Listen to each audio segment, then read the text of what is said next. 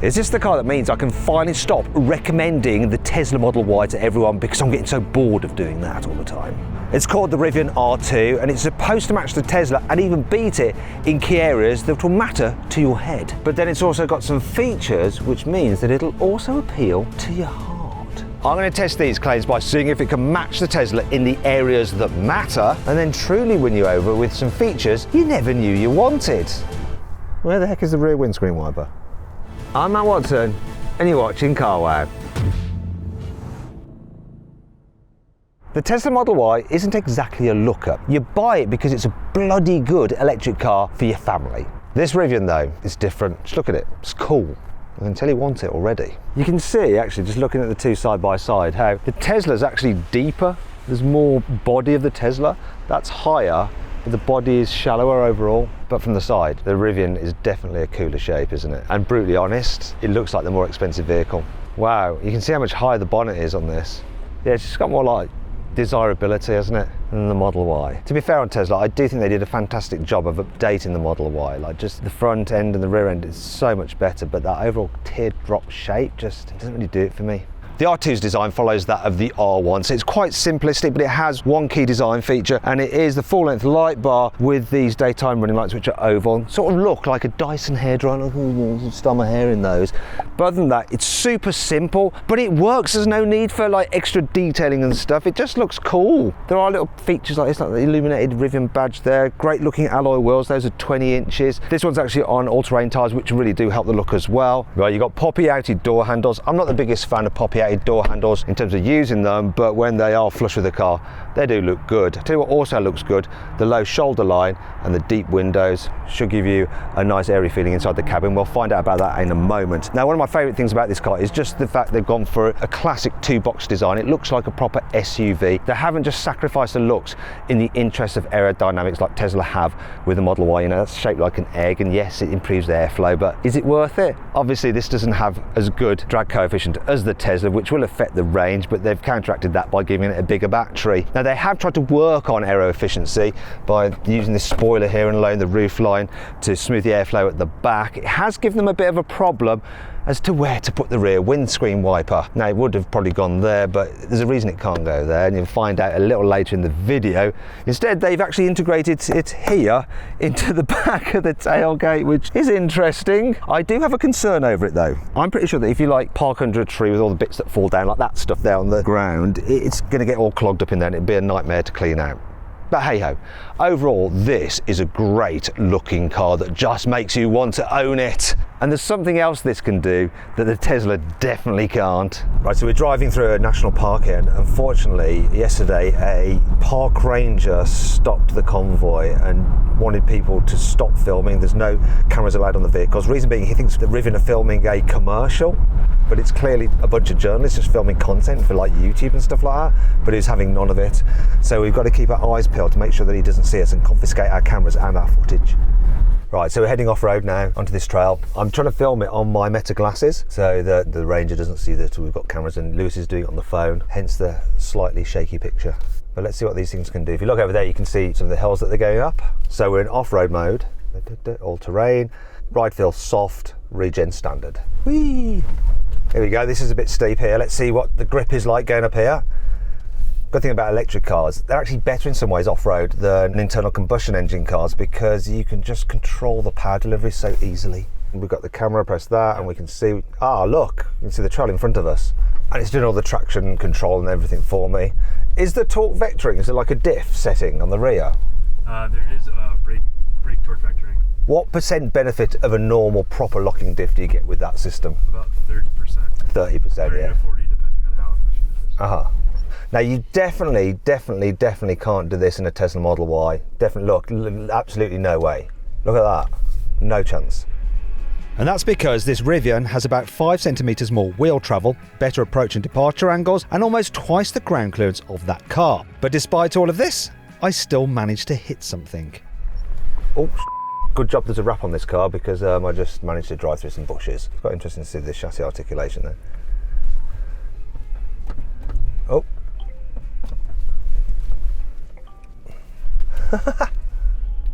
There's just so much control through the throttle. In fact, you know what?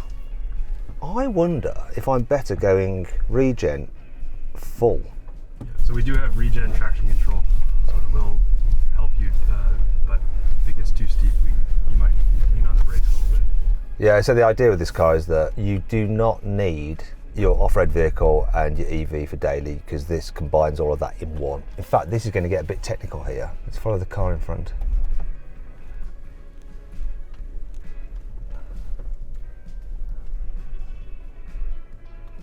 Whee!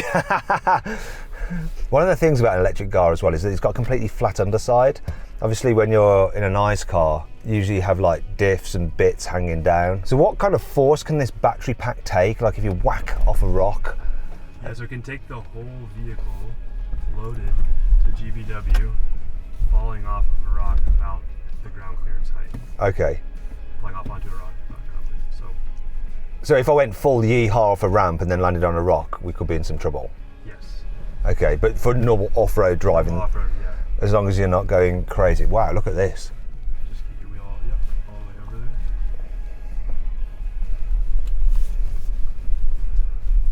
there. And we're coming to the end now. Yep, good, you can off-road. But the vast majority of EV owners don't really care about off-roading. They're more interested in whether their practical family SUV can embarrass an internal combustion engine car away from the traffic lights. So let's find out if this Rivian is quick enough. Let's launch this car, left on the brake, floor the throttle, release the brake. Yeah, it just hooked up really well. What are we going to do? 0 to 60, 3.9 seconds. But there's something I need to reveal to you. The battery is at 20%. It should go faster if I have more battery. So let's fix that. Let's charge it. Rivian says this R2 can charge at a similar speed to a Tesla Model Y, and they even position the charging flap behind the rear wheel, like on the Model Y, so it's easier to use Tesla's own supercharger network. But how quickly can I charge this Rivian using a normal public fast charger in under 30 minutes? Well, there we go. We've gone from 20% full to 80% full in 26 minutes. It's good. It'll go even faster because they've still got to do some of like the battery management programming, so it'll actually charge it up to 240 kilowatts. That went up to about 190, 180. Let's launch it.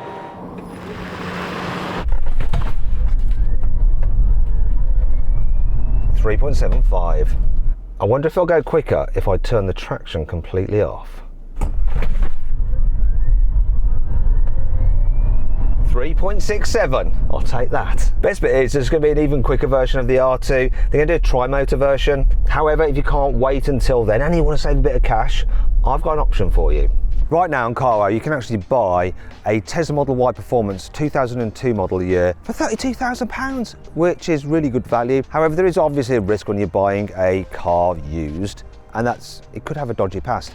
That's why I recommend doing a car vertical history check on any used car you might be thinking of buying. Obviously, the Tesla on Carwow has got a clean report. I mean, there are a few flags, but they're for recalls, nothing to worry about. However, here's an example of a Tesla Model Y that has a slightly dodgy past. Now, you wouldn't know if you didn't do a car vertical history check. So, if you're thinking about buying a used car, use Car Vertical with the code Carwow for 20% off.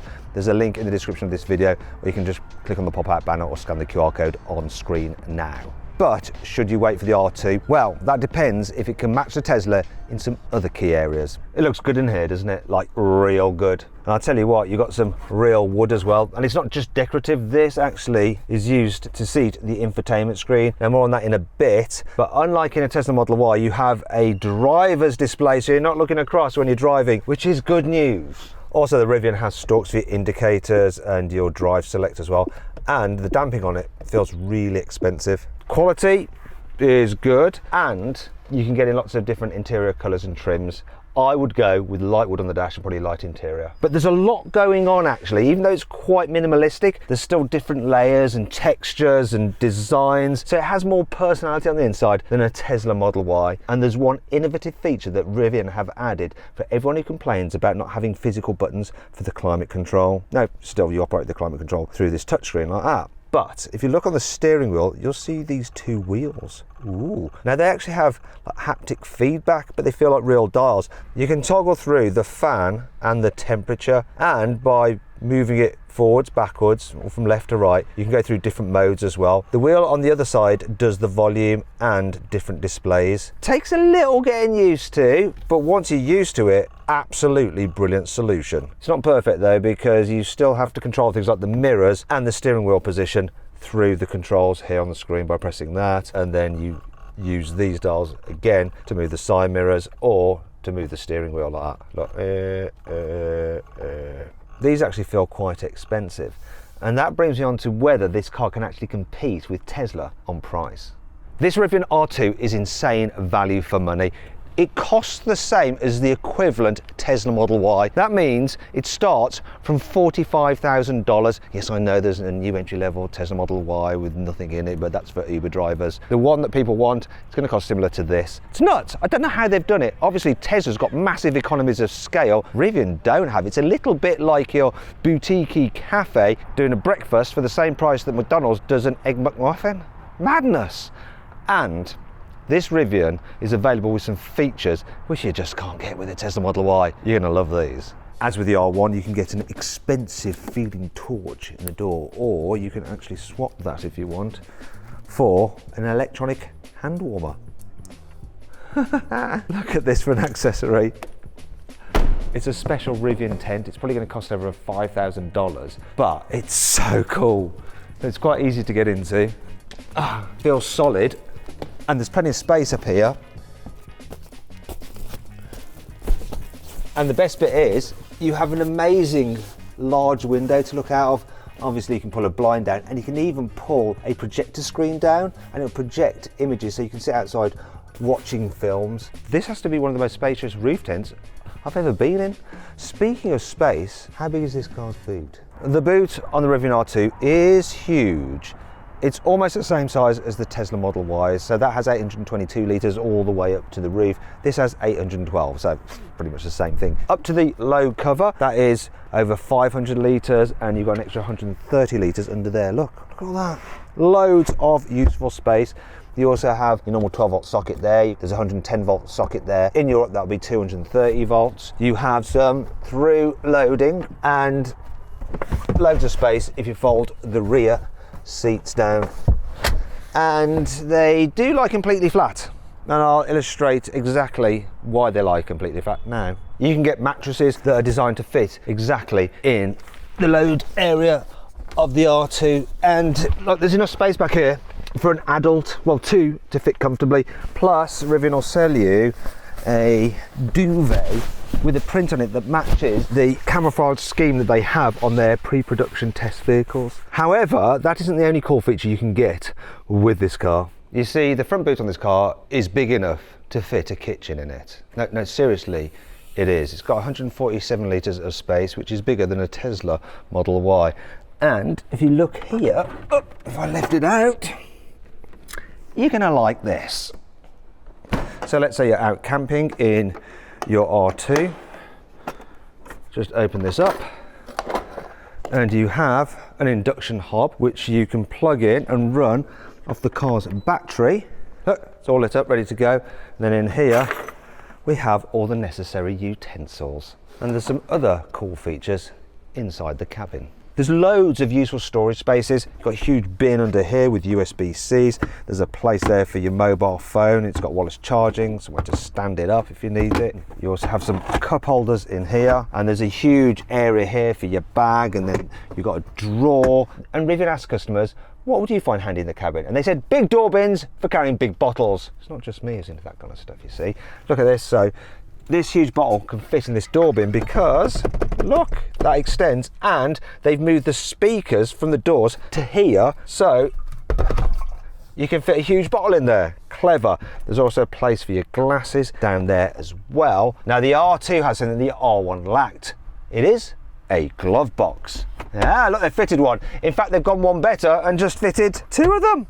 But what is practicality like in the rear seats? Once again, it's been really well thought out with loads of cool features. So you've got plenty of storage solutions there, big door bins yet again, the tray for your glasses, you have cup holders, place for your mobile phone, some place to hang an iPad off and USB-C charging. There's a nice big glass roof, loads of headroom, loads of knee room, loads of foot space. You can stretch out under the seat in front. The seats aren't too low to the floor, so that you have decent under thigh support. Seats are nicely reclined as well, very, very comfy. You can fit 3 adults in the back quite easily as well. Plenty of room for everyone. Part of the reason for that is that the sides are quite upright. They don't lean in and pushing people's shoulders together. It's very, very good. Also, the rear windows go all the way down, which is nice. And that brings me on to one feature that I really love about this car. You can lower the rear window, and when you put all the windows down, you get a great airflow through the cabin. Also, by lowering that rear window, you can carry big things such as surfboards in the car. But that isn't the only cool thing about the R2. The infotainment system is really impressive. So it's been upgraded over the one in the latest R1. It's got really nice graphics, zippy processor. I love some of the colour schemes, so if I go into the climate control system, look, it's like cartoony. And you have a quick access panel here down the side, and you can get into the settings very, very easily as well. Plus, if you look at this, you can change some of the layout of it. So if I put that up with the music, I can then move the different panels around just as I like it. And it also includes something really clever. This car is available with proper inbuilt AI. Now, I'm not talking just like a simple link to ChatGPT. You can talk to this car like a person and just say, oh, I'm a little bit cold in here, and it'll set the temperature higher. You can ask it to like book appointments for you with your friends. So if you want to go to a restaurant, it'll do all that and put it into your calendar. Can you move my call with Tim to 5 p.m.? I've moved your call with Tim to 5 p.m. It's utterly crazy, and it can control lots of features in the car as well, such as the interior of the car as well. So you can ask it to like lower the windows or raise them and all that kind of thing. But this car isn't just about the software, it's also about the hardware. The R2 is designed to feel as expensive to drive as the R1, whilst being a less expensive vehicle. Now, they've achieved that by going for a unibody design rather than a ladder frame chassis. Also, the body itself is 20% or so stiffer than the R1. There's a big change to the battery pack as well. It's going to be around 80 or so kilowatt hours. And in the R1 you have over 7,000 cells, but in this you have 700 because the cells are much larger. That means that you actually have less wires joining them all together and less complexity, which means fewer things to go wrong. You also have all the control units here in this single pod, which you can get easy access to from this hole underneath the rear passenger seat. Now, as a result of all these changes, this car is lighter than the R1. It weighs in at just over 2.2 tons as opposed to over 3.1 tons. You also have a new brake-by-wire braking system, and in terms of brakes themselves, you've got 350mm discs up front with 2 piston calipers and 336mm at the back with single piston calipers. So how good is this car at stopping from 60 miles an hour? Let's find out. 35 meters is my general standard of, yes, that's pretty good. What will this actually achieve though? I am on all-terrain tires, so 3, 2, 1.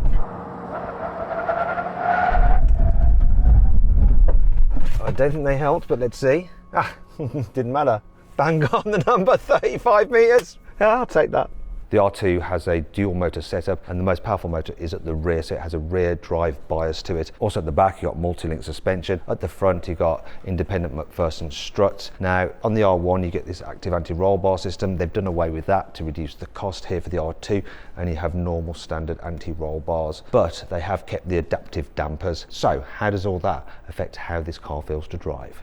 The R2 handles really well for a big electric SUV. It's quite surprising really. So it doesn't feel quite as darty or maybe as precise as a Tesla Model Y, but it does that thing, right, where it just seems to hold on in the bends. It just seems to grip and go around corners surprisingly well. Whee! It's one of those cars, right, that you can bother someone in like a performance kind of road like this, and they're like, why can't I shake that SUV? It gives you confidence, like you can feel it moving around, but it's all predictable. It's telling you exactly what it's doing, and the steering is very, very good. It's like totally connected to the car. I feel in tune with it. The thing that I'm not so in tune with though, the brakes, brake-by-wire. I'm not the biggest fan of it.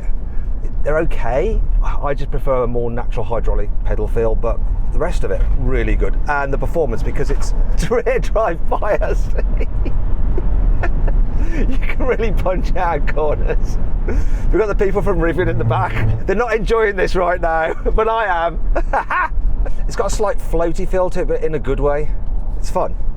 Sometimes you don't want a car to be like dead hard and sporty. You can actually have fun in one that just has a bit more movement, and this is definitely one of those cars. But people aren't going to drive this car like this most of the time unless they're idiot motoring journalists like me. So let's try it in an environment which is more in keeping with where this car has to perform.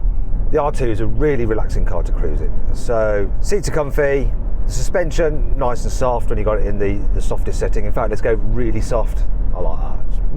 You get a sort of floaty feel to it, but it's almost like just being kind of like rocked to sleep, like when you're a baby. It's quite nice, I like it. I'm not going to fall asleep though, don't worry. In terms of noise, I can't hear any road noise at all, which is crazy considering the all-terrain tyres, so that's brilliant. Now we have acoustic glass here and on the windscreen, but I am getting a little bit of wind whistle from up here, but apparently they're going to be working on a seal across the top of the windscreen, which should reduce that back a bit. Good, but still, you know, 70 miles an hour cruising, it's quiet. In terms of the range and the efficiency, so over my drive, I've averaged 3.66 miles per kilowatt hour. Let's just round that up to 3.7, let's say. When you multiply that out by the size of the battery, you're looking at a real world range of around 320 miles, which is pretty good. One of the things that's really impressive about the performance of this car is the overtaking ability. So I'm actually going to put it into sport mode for this because you get a bit more oomph. So just press that in, go to sport mode, there we are. Now, if I go to about 50 miles an hour, then floor it, watch the speed climb. And it just keeps on pulling and building, and that's fast enough now. Really good for overtaking, not so good for your range. Thing is though, why is a big car like this like when it comes to manoeuvring around town? It's quite hard here in America to really find anywhere that's difficult to manoeuvre, even like in, this is like a trading estate, but everything's just so wide. Let's just check out the manoeuvrability. Can I get all the way around there? Let's have a look. Come on, we've got a turning circle of 12.1 meters, which is exactly the same as a Model Y, and I've got around there completely. In fact, you know what, let's see if we can do it again. Use my 360-degree cameras. This is the tough bit. Is it going to do this? I mean, this is a bit of a big ask. It's close. If it can do this, this will be quite impressive. Oh, camera's good definition, you know. Yep, made it. That is good. And so it's also good because you've got a flat bonnet, you can just judge where the corners of the car are. And side mirrors are huge. The at the back's really good as well. Steering is, it's not overly light, but it's light enough. I mean, this is just too easy. Even the parking spaces in America, look at it, they're just set up for huge vehicles. Although I still can't manage to park straight in a bay. What is it with me? Let's see how bad I've done. What is it about me? No matter what I do, I can't ever quite park in a bay properly. It looks good though, doesn't it? But where does that leave us? This new Rivian R2 is brilliant. It does all the boring, sensible EV stuff as well as the Tesla Model Y, and then does cool things such as goes off-road, has quirky features, and looks absolutely brilliant. If I was in the US, I'd buy one of these things. Unfortunately, we've got to wait a few years for it to come to the United Kingdom. Now you might be thinking, well, if I'm going to get one of these, I definitely want it in that colour scheme. Unfortunately, this is a wrap, and it's actually modelled on R2-D2 from Star Wars, and the reason that they're not doing this paint scheme is because Disney would probably sue them. Anyway, I hope you all enjoyed the video. If you did, give it a like. If you want to watch some other videos, click on the video windows, and if you click on the Carwow logo, you can go to Carwow to sell your car the easy way and get an instant valuation. Thanks for watching, and I'll see you next time.